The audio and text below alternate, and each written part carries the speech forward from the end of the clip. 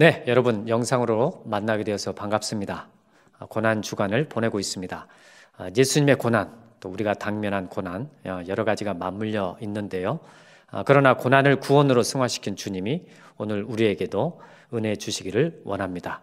묵도하심으로 고난 주간 특별 새벽기도의 세 번째 시간을 시작하겠습니다.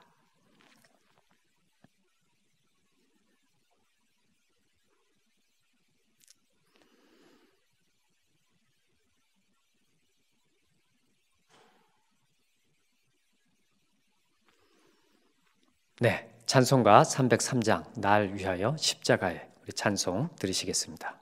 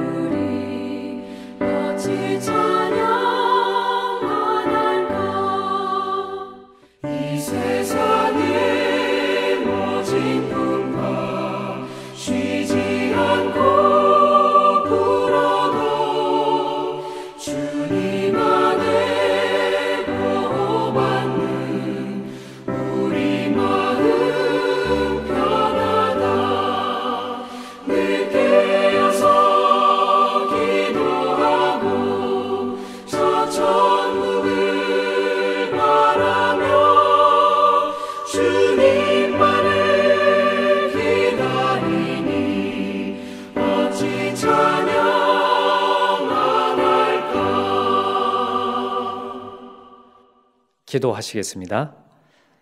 자비로우신 하나님, 아버지 주의 독생자를 우리의 중보자로 허락하시사 우리의 죄를 위한 제물이 되어주심으로 영원한 생명으로 초대해 주심을 찬양드립니다. 전 세계가 감염병으로 인해 고통받는 이때에 바이러스로 인해 직접적으로 피해를 입은 영혼들과 그 가족들을 위로해 주시고 이를 위해 전방에서 수고하고 애쓰는 손길들을 기억하사 피곤하고 고단한 손길들을 주님 친히 어루만져 주옵소서. 사순절 고난주간을 맞아 오늘도 주님을 찾고 길을 묻는 구도자의 삶 살아가게 하시니 감사드립니다. 삶의 어려움과 질고 좌절 낙심으로 주님께 예배드리며 찬양하는 감동을 잃어가고 있는 이들이 있다면 저들의 마음을 감화하사 치유하여 주시고 다시 복음 앞으로 나오는 자들 다 되게 하옵소서. 코로나 사태로 인해 많은 것들이 얼어붙고 사회적 거리라는 관성이 당연해지는 이때에 주님과 거리를 두는 관성이 생기지 않도록 주여 보살펴 주옵소서. 특별히 성도들의 가정 가운데 질병으로 고통받는 이들을 십자가의 보혈로 씻어주시고 마음에 상처 입은 영혼들을 친히 상처 입은 치유자 되시는 우리 주님께서 어루만져 주셔서 나음을 입을 수 있도록 복내려 주옵소서. 어려울 때 힘주시는 주님의 말씀을 더 가까이 함으로 우리의 믿음과 신앙을 점검하는 이 시간 되기를 소원합니다. 고난주간을 보내면서 주님 가신 길, 십자가의 길을 묵상하길 원합니다. 우리 마음을 정돈시켜 주옵시고 듣는 마음을 허락하사 주님의 자치가 나의 길이 되고 주님의 마음을 본받는 자 되게 하시되 주님만이 드러나는 복된 시간 되게 하옵소서. 예수님의 이름으로 기도드립니다. 아멘. 오늘 함께 나눌 말씀은 요한복음 12장 24절 말씀입니다. 제가 받들어서 봉독하겠습니다. 내가 진실로 진실로 너에게 이르노니 한 알의 밀이 땅에 떨어져 죽지 아니하면 한 알 그대로 있고 죽으면 많은 열매를 맺느니라. 아멘. 경남 마산에 가면 경남 고아들의 어머니로 불리는 조수옥 선생님이 세운 사회복지시설 인혜원이 있습니다. 일제강점기 때 독립운동을 하다가 평양에서 옥고를 치른 그 선생님이 당시 평양 땅에서 부모 없이 흘러다니는 아이들을 보며 안타까워하다가 독립을 맞이하면서 경남 자신의 집에 고아들을 하나 둘 데려와 기르기 시작합니다. 이 아이들이 하나 둘씩 늘어나서 오늘의 인혜원으로 성장을 했는데요. 지금도 그 유지가 계속 되어지고 있습니다. 그 시설 입구 비석에 선생님의 평생 좌우명이 새겨져 있습니다. 바로 오늘 본문 말씀입니다. 한 알의 밀이 땅에 떨어져 죽지 아니하면 한 알 그대로 있고 죽으면 많은 열매를 맺느니라. 얼마 남지 않은 그 조수옥 선생님의 사료들을 살펴보면 어려운 시기에 이웃을 위해 특별히 고아들을 위해 얼마나 희생적으로 사셨는가를 짐작해 볼 수 있습니다. 연초 우리 교회에 초등학교 학생들과 다녀오면서 많은 감동과 존경, 또 한편으로는 이렇게 나는 편하게 살아도 되는지 저 자신이 한없이 부끄럽기도 했습니다. 사실 조금만 우리 주변을 살펴보면 여전히 한 알의 밀알로 사는 분들이 참 많이 있습니다. 평생을 한 명 전도하기가 어렵다는 그 무슬림 국가나 또 아프리카 오지, 우리 교회만 해도 필리핀의 이준영 선교사님과 또 북한 사역을 감당하시는 우리 김찬영 선교사님 등 이름도 없이 빛도 없이 한 알의 밀로 죽고 열매 맺는 그런 선교사님들이 있습니다. 때문에 저는 이렇게 사는 분들을 볼 때 우리는 늘 이 분들에 대한 감사 또 죄송스러움 또는 책임감을 느끼고 살게 되죠. 나는 과연 한 알의 밀처럼 살고 있는가 잠옷 추스려 보기도 합니다. 제가 오늘 서두에 이 조수옥 선생님 말씀을 드리는 이유는 우리도 이렇게 한 알의 밀알로 살아야 한다는 것을 굳이 의도한 것이 아니라 사실 오늘 본문에 나오는 그 한 알의 밀알에 관한 말씀을 제자가 아닌 예수님 그분 자체로 이해해 보려고 합니다. 본문 말씀을 제자가 듣는 입장에서 적용해 본다면 너도 뭔가 좀 희생적으로 살아서 많은 열매를 맺으라라는 말씀으로 이해될 수 있지만 이 말씀을 예수님 자신에게로 환원을 하면 예수 그리스도에 대한 삶 자체를 말씀해 주고 있는 것임을 분명하게 알 수가 있습니다.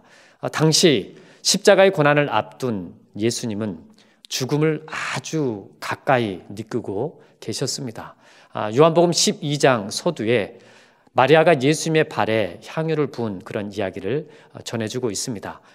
향유를 팔아서 가난한 사람들을 돕는 게 훨씬 좋았을 것이라는 그래서 투덜대는 그 유다에게 예수님은 마리아가 당신의 장례를 준비한 것이라고 말씀하시면서 그녀를 가만두라고 말씀하셨습니다.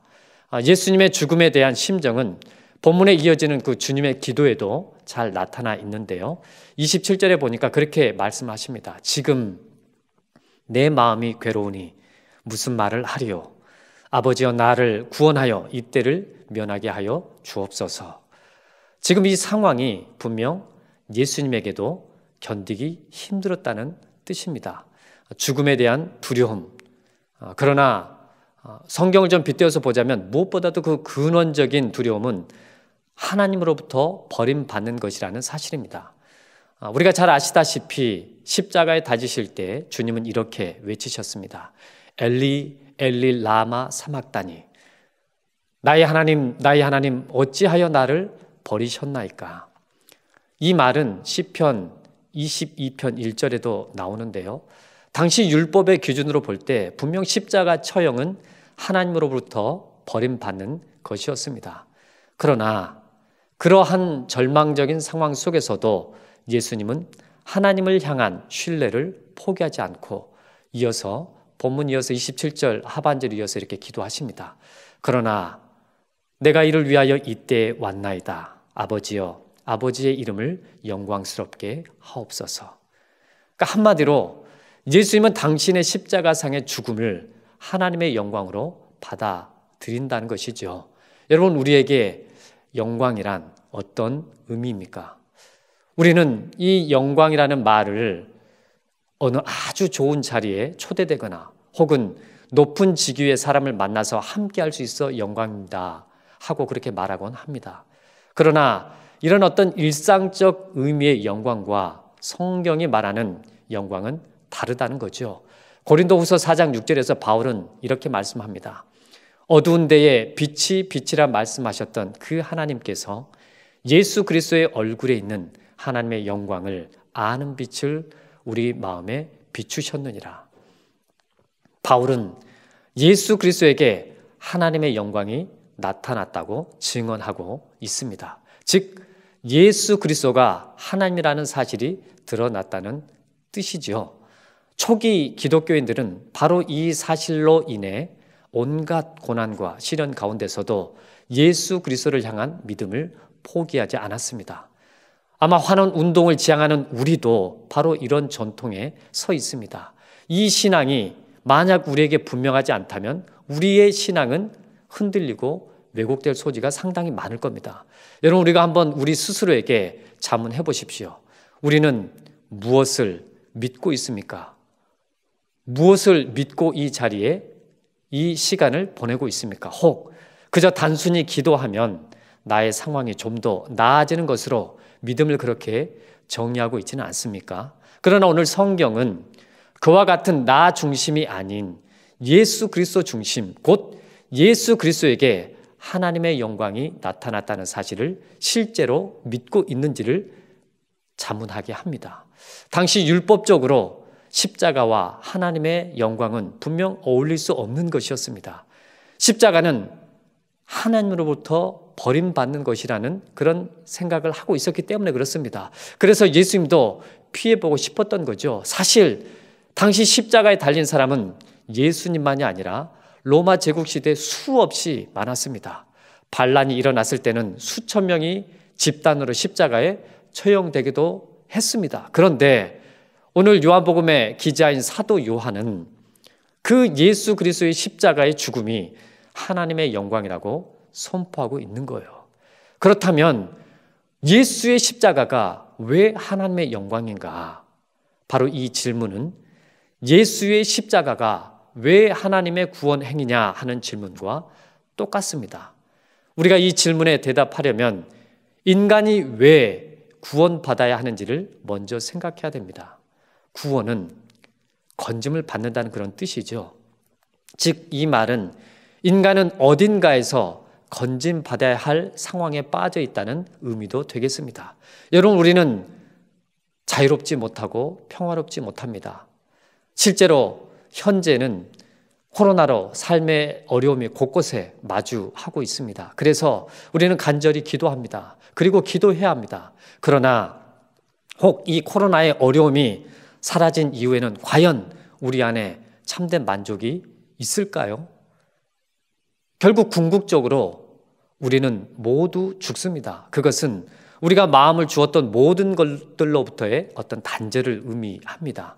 그리고 이런 운명에서 벗어난 사람은 아무도 없습니다. 때문에 인간은 끊임없이 이런 데서, 이런 상황에서 건짐을 받기 위해서 부단하게 노력을 했습니다.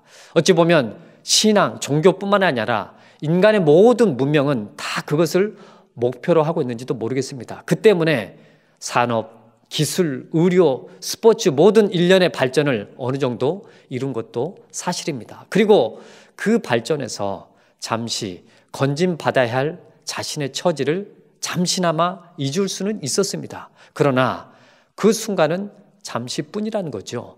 당시 유대인들은 율법을 통해서 건짐, 구원을 이루고자 했습니다. 그러나 그것도 결국은 인간이 스스로 구원을 이뤄보고자 하는 모든 노력 중에 하나에 불과했습니다. 다 나름의 어떤 의미는 있었지만 궁극적이지는 못한 것이죠. 인간의 그 모든 노력에도 불구하고 결국 구원에 이르지 못한 이유는 여러분 무엇이겠습니까? 여러분, 우리는 너무나 답을 잘 알고 있지 않나요? 그것은 바로 죄라는 겁니다. 여러분, 우리가 이 말씀을 듣는 중에 또 죄냐라고 너무 교리적으로 생각하시는 분들이 없지 않아 있을런지도 모르겠습니다. 현대인들은 죄라는 말을 상당히 싫어합니다. 특히 요즘 같은 세대에서는 그 죄의 근원을 좀 피상적으로만 이해해서 어릴 때 어떤 나쁜 경험으로 인한 트라우마나 사회적 환경이 악하기 때문이라고 보는 경향이 아주 짙어지고 있습니다. 따라서 어떤 개인과 사회적인 문제를 해결하면 우리 가운데 있는 죄도 해결될 것처럼 그렇게 얘기를 합니다. 지금도 정치가들은 이 사회적 문제에 우리 당이 우리가 가장 적합하다고 서로 아우성치고 있습니다. 물론 그들의 최선이 어느 정도 도움은 되겠지만 그러나 근본 문제가 결코 해결되지는 않습니다. 그런 처방으로는 인간이 구원받질 못합니다. 성경이 말하는 죄는 어떤 우리의 단순한 부도덕한 행동을 가리키는 것이 아니라 더 근본적으로 하나님과의 단절을 가리킵니다.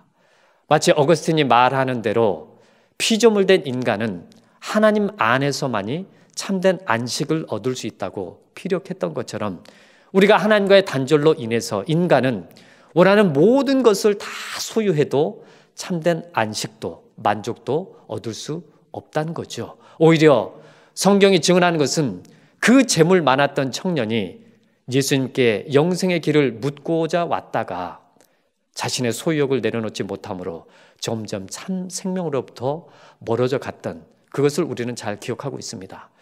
초대교회 그리스도인들은 당시 로마의 압제와 물질적 어떤 빈곤, 여러 가지 문제에 당면하면서 바로 그 해결점을 다른 데서 찾는 것이 아니라 전혀 다른 길을 찾고 있었습니다. 그것은 바로 십자가에 달리신 예수 그리스도를 믿는 것이었습니다. 우리가 잘 아시는 요한복음 3장 16절에 하나님이 세상을 이처럼 사랑하사 독생자를 주셨으니 이는 그를 믿는 자마다 멸망하지 않고 영생을 얻게 하려 하심이라. 오늘 본문에서 이어지는 32절 말씀에서는 이 말씀을 조금 다르게 표현하고 있습니다. 내가 땅에서 들리면 모든 사람을 내게로 이끌겠노라. 여기서 내가 땅에서 들리면은 십자가의 죽으심을 말씀하는 것이고 또 모든 사람을 내게로 이끌겠노라라는 말씀은 구원을 주시겠다는 그런 뜻입니다. 결국 구원은 하나님의 통치에 받아들여지는 것입니다. 이 사실이 바로 하나님께 영광이며 예수 그리스도의 삶이고 그분의 영광입니다. 여기에 그리고 우리 그리스도인의 삶이 달려 있습니다. 예수 그리스도의 십자가는 분명 어떤 이들에게는 심판이고 그리고 어떤 사람들에게는 구원이 됩니다. 오늘 고난주간 예수 그리스도를 바라보면서 오늘도 어떤 사람에게는 심판이, 어떤 이에게는 구원이 끊임없이 경험됩니다. 십자가의 예수 그리스도를 믿음으로 의롭다고 인정받은 경험이 있는 사람은 이것이 무엇을 가리키는 것인지 아마 다 아실 것입니다. 여러분은 오늘 무엇을 듣기 위해서 이 자리에 나오셨습니까? 오늘 본문은 유월절 절기를 맞아 예루살렘에 예배하러 온 헬라인 몇 사람이 예수님을 만나고자 왔다고 합니다. 그들은 예수님에게서 어떻게 해야 잘 사는가, 무엇이 지혜인가, 혹은 어떤 문제를 해결해 달라고 청탁하고자 왔는지도 모르겠습니다. 그런데 예수님은 그들에게 전혀 다른 십자가의 죽음을 말씀하십니다. 예수 그리스도의 십자가의 달리심으로 인해서 인간을 수렁에 빠지게 했던 죄와 죽음이 극복되었습니다. 이것이 바로 하나님의 영광이자 그리스도의 본분이자 그리스도의 영광입니다. 바로 그 일을 우리가 이제 알게 되었고 또 우리 삶에 하나님의 영광이 나타났습니다. 사랑하는 우리 대학교의 성도 여러분, 이 고난주간 여전히 우리 삶에 당면에 있는 많은 그런 고난을 주는 문제가 있지만 우리가 이 시간 다시 한번 마음을 모으고 조용히 회개함으로 다시 한번 그리스도인으로서의 정체성을 회복하고 구원의 삶을 누리시는 그런 복된 성도들이 되시기를 간절히 축원합니다. 기도하시겠습니다. 하나님 아버지, 하나님의 미래에 대해서 다시 생각해 봅니다. 여기에 생명의 신비가 있고 죽음의 신비가 있고 구원의 신비가 있음을 우리에게 깨닫게 해주셔서 감사드립니다. 주님, 우리에게 믿음을 주셔서 이 진리를 따라 살게 하시고 이 진리를 따라 가게 하시고 앞에 약속된 영생을 얻을 뿐만 아니라 나의 희생을 통해서 더 많은 열매를 거두는 그러한 영광된 삶과 영광된 미래를 살아가게 하여 주옵소서. 예수님의 이름으로 간절히 기도하옵나이다. 이제는 우리 주 예수 그리스도의 은혜와 하나님 아버지의 지극하신 사랑하심과 성령님의 교통하심이 십자가의 이끌림을 받아 구원을 누리고 하늘의 밀로 주님 가신 길을 걸어가기로 다짐하는 우리 대학교의 모든 성도들 머리 위에 이제로부터 영원토록 함께 하시옵기를 우리 주 예수 그리스도 이름으로 간절히 축원하옵나이다. 아멘.